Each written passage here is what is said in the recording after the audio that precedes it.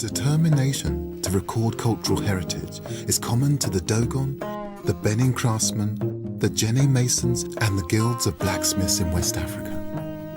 The need to maintain their identity was vital when kingdoms, new religions, and centers of power were fluctuating over the centuries. I brought my sketches of the symbols used in the Benin bronzes to show the elders. We're meeting in the Tokuna, a men-only gathering place in the center of the village. Do you have any traditions with leopards? Leopards? Leopards.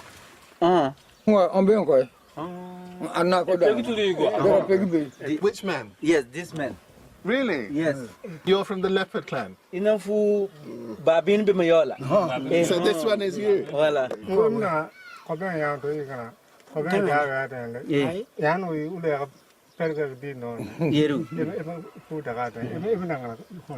In the village, in his family, if one person have to die soon, the leopard come in the night to the roof, he climb into the roof and Oh, really? And you know, bad news is coming in the family. Something bad's going to happen, someone's going to die. To the Dogon, the figure of the leopard certainly has meaning and symbolism beyond the physical. I wonder if the same is true of the snake. In Benin, Yes. this design of snake Yes. originally was found on the roof of the royal palace. These are snakes around a woman's face.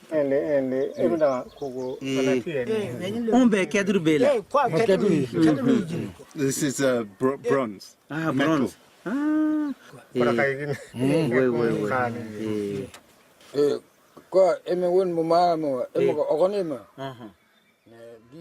Here, the snake protects the village leader. It seems to have a protective function in Benin too. 500 years and 800 miles away from the Benin bronzes, the Dogon people attach meaning to the snake and the leopard that chime with those on the plaques. And there's also evidence of indigenous development of metalworking skills throughout the region.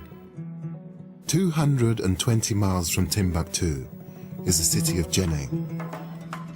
It lies on a natural thoroughfare, the inland delta of the River Niger.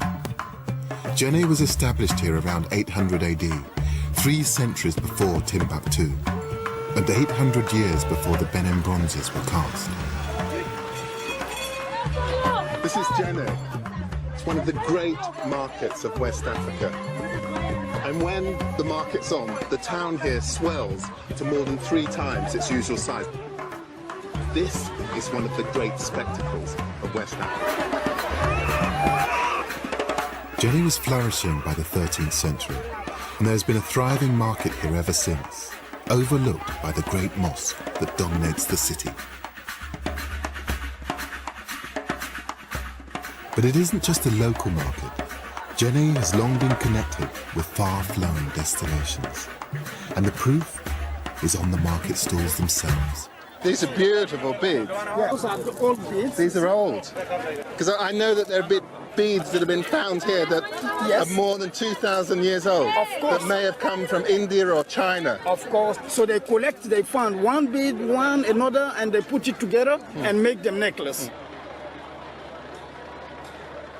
At its peak, it was without doubt one of the great markets of West Africa. I mean, the trade from here supported the development not just of the mosque, but of a huge infrastructure across the area. And it drew people from miles around. Its strategic position as a trading crossroads meant Djenne was contested and conquered by several kingdoms throughout its long history. Yet Djenne has managed to hold on to particularly local traditions. These mud buildings are unlike anything else in West Africa. I mean, this is a beautiful house. The architecture of Djenne is unique in the world. It's like Amadou says that each architectural feature has meaning. The vertical columns indicate that the owner had 2 wives. There's one pillar at the top for each of his 5 children. This symbolism has more in common with the craftsmanship of Benin, nearly 900 miles away, than to the writing traditions of Timbuktu to the north. So that was in between the 12th to the 13th century. People are doing building house on that type of architecture. Yeah. Islam forbids representative images.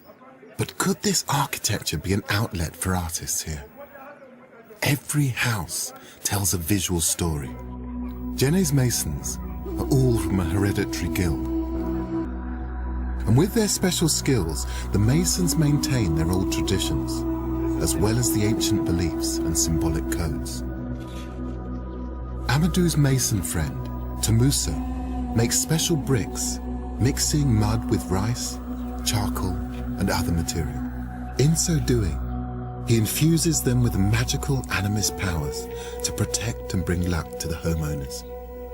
Every buildings of Djenne, they always start with this technique. So then you have a special bricks, 5 special bricks made with, against those cereals, mixed on the mud. Oh, I see. Okay, who are going one on that corner, one to another corner of the house. So the 4 corners of the house have to get those special bricks. So one in the middle, on the center of the house. Then you build the house.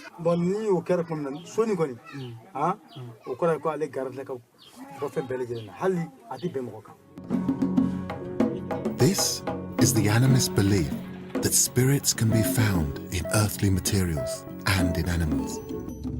For 1,000 years before the rise of Benin, West Africa had seen several overlapping kingdoms rise and fall. They had no fixed boundaries or singular ethnic identity. They were held together by the trade routes they sought to control. The 14th century saw one kingdom in particular flourish, the Empire of Mali and its city, Timbuktu. In the 1300s, Mali was the most powerful kingdom in West Africa.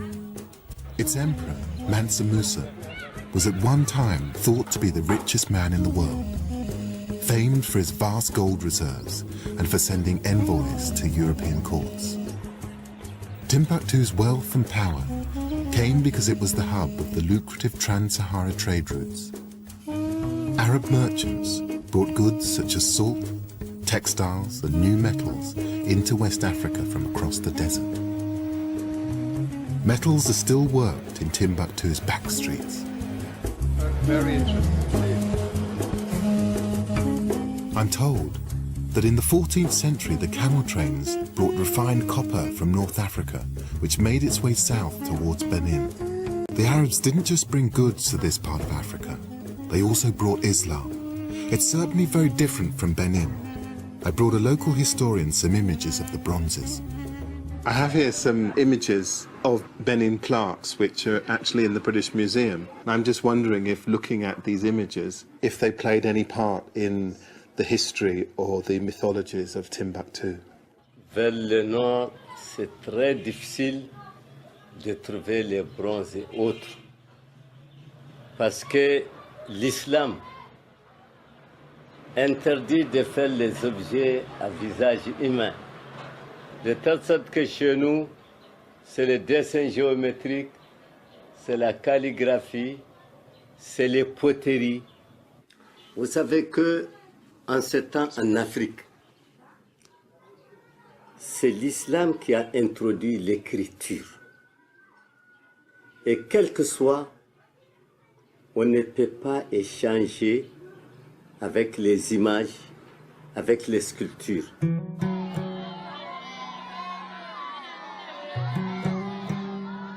Timbuktu's storytelling is owned by teachers and scholars from the libraries and the ancient university, not by guilds of craftsmen.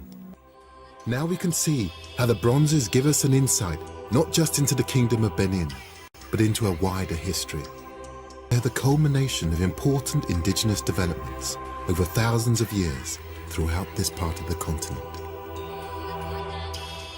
The kingdoms of West Africa share many important aspects: pottery, ironwork, but also a history of telling their story through art.